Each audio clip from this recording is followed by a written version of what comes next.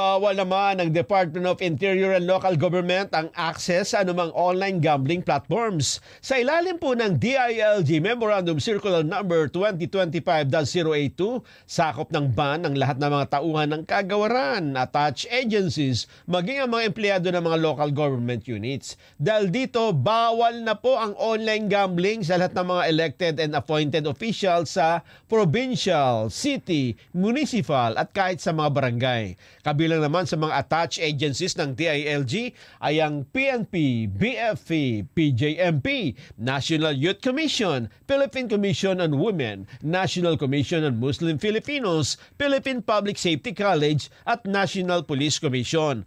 Paliwanag ng DILG, banta sa integridad ng bawat government workers kung lulong sa sugal, lalo na't makikita sa mga kasino. Alinsunod pa rin sa memorandum, ang sino mang lalabag sa kautusan at papatunayang lulong sa online gambling at kasino ay maharap sa mga kasong administratibo at kriminal.